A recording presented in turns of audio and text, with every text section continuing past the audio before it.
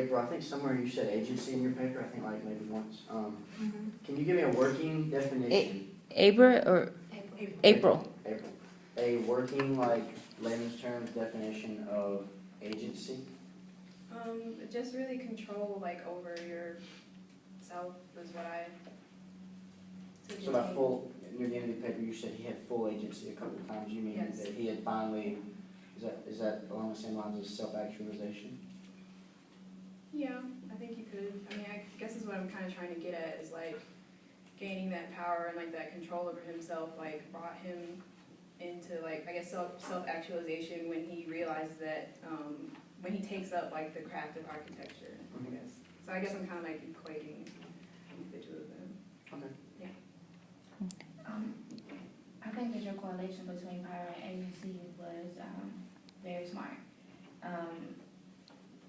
When you talked about how his eyes basically weren't his own and he had to look through someone else's eyes, it kind of reminded me of the veil that we kind of talk about in our African American literature class, where you're not able to see from your own eyes, you see from a different lens. And Double consciousness. yes, definitely.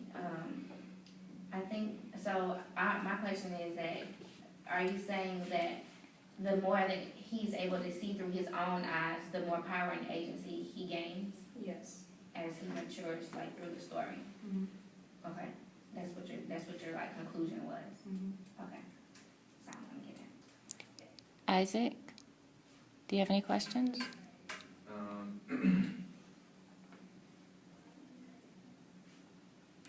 Graduating senior, ladies and gentlemen.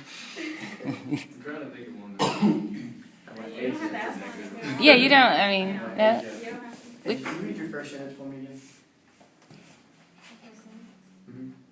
In the text of Texaco, the catalyst for SNL's drive for the creation of city manifests itself in the form of the Big Hutch. Manifest is my favorite word, and I just want to tell you, I thought that was a great first sentence. A question, you said directly and indirectly affected his daughter. I guess that's a quote, or part of that's kind of a quote from the thing. Could you like maybe give me an example of an indirect way that it affected his daughter? Well, I think how in his quest for city and trying to form city, how she became the mother of Texaco and the savior of Texaco Okay. at the end. All right. I think that you use intertextuality very well with using the Bible, and your story is you use allusion very well to legitimize your text by putting the Bible in it and being able to let people understand what you're saying. But what is paradise to Eshonai? Is it Eden or is it Nirvana? Because it seemed like you supported the fact. I mean, I know that they're basically the same, but like I wrote what is your thesis at the end, because it's almost you almost proved like a direct correlation with Eden and Eve, so well that could even be a thesis. Like I thought that you could even make your title of your paper about Eden. Like I was like so impressed with how much the correlation between Eden and I guess city or the hutch was. Okay, so that. answer my question now. What is paradise to Eshonai? Paradise to Eshonai, progression, civility, anything that's not represented as regression, I guess, staying in the same place, moving forward. Okay. What do you feel like motivates Eshonai's longing for humanity? I think seeing how the slaves treat him when they're in the fields, seeing that in regards to how he lives his life in the hutch, and how that's where he grew up, and that's where he's worked. He doesn't want what's out there. He wants something bigger. He wants to grow from his stature in life. He doesn't want to go back. When you say nirvana, are you making a distinction between nirvana and Eden, because nirvana is something that's more abstract? Because you said he sees civility as something it's almost like intangible, as opposed to Eden, which is like deeply steeped in a biblical structure. Is that the distinction, or am I imposing Like that? Nirvana to me is something ethereal. Like it's not a place you can go, but like it's a place in your mind. So it's enlightenment, but it's not quite the same as Eden, Yeah, it's which not is, quite the same. it's like an approximation of Eden, but better for him. Okay. So Okay. is this place in his mind, or is he like actually, Nirvana's a place in your it's mind. in your mind, so what's his physical Eden? What is he, is that where the, I think his physical Eden turned out to be Texaco. Okay. As a metaphor Okay. of people. Okay. But that's because Texaco isn't built when he thinks of it. okay. So it turns out it's the manifestation, but for him it's still a very abstract concept. Are you just saying yes because you want us to stop talking? Because I think it's coming together. No, so because that's why you say indirectly and directly for Marie Sophie, she becomes the thing that makes Texaco, but for him it's still Yeah, like at the end I say something along the lines that he passes it on to his heir. okay. Like that's the connection is passed on to his heir, Marie Sophie, who later becomes the mother and the wife figure and savior to Texaco itself. Okay, so it's almost like Nirvana comes before Eden in this particular. I think Free. there's some philosopher we just talked about that you have to have the impression before the idea. I was gonna ask if you were in a psychology class. She's in a Because philo- those are really, really good. Philosophy. I just wrote my philosophy paper before I did this one. Oh boy. So you think that he sees the hutch as like a form of like Eden, like paradise, and so when he wants to create Texaco, he's putting himself like in the role of God, like you said. Sort of, or as the role of Adam, as the sorter, like the man to organize it all. But he's the builder, right? He's also the builder, as when he becomes the carpenter and all that. Do we have a question for Aliya? Let's let Aja off the hot seat, for Christ's sakes. We're just kidding. Okay, my question for Aliya is, Aliya, you have to do it. my question for Aliya is, what is city to astronaut and how is it the answer to freedom?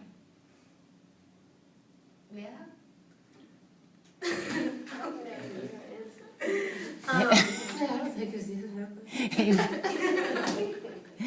When Avra is telling you that that's not a good answer, you really need to pay attention. She was like, yeah. I was like, Avra was like, that's not acceptable even by my standards. Question. She was like, yes. acknowledging. Right. That's just how she responds to things.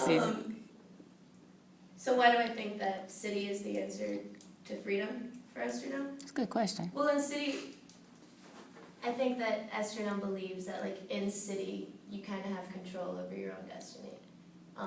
And that you get to build and you get to make whatever you feel like you want to do, you know, and then at the big hutch and in the plantation and as a slave, like, or even, you know, not as a slave, but in the fields and stuff, like you're making what you're there, you know, like corn or whatever. I don't know what people make in fields, but, you know, Probably corn. you know that, but then like in city, you have the freedom to like decide, like I'm going to build a store, or I'm going to become a doctor and build a hospital, you know, it's, you get more choices.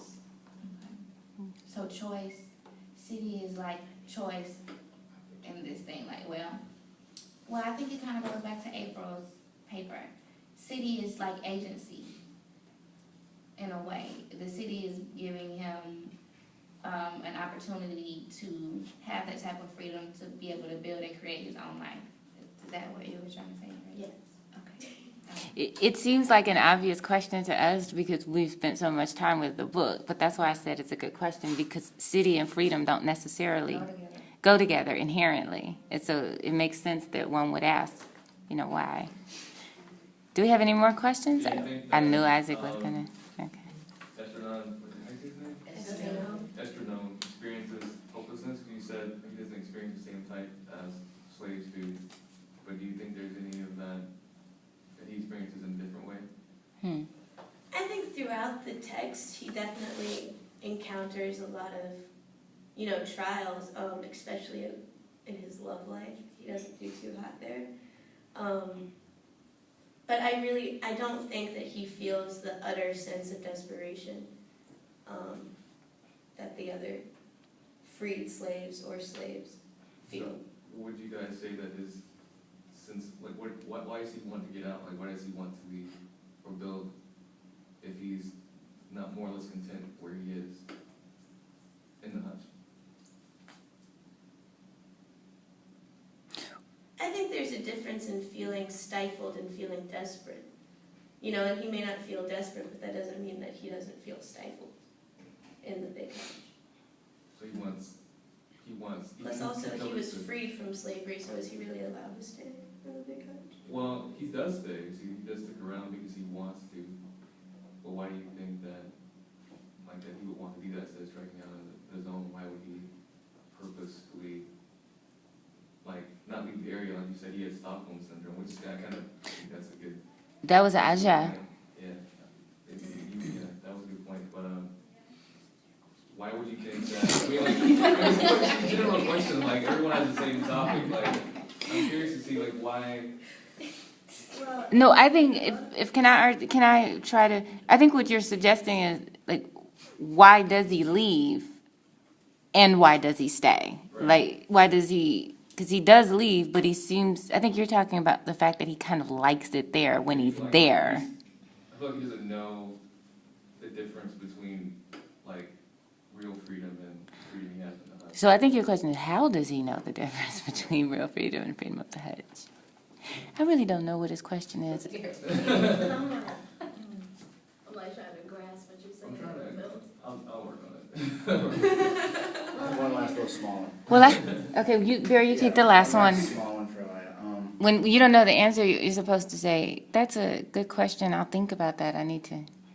This is all you. Yeah, you say, "I'll get back to you."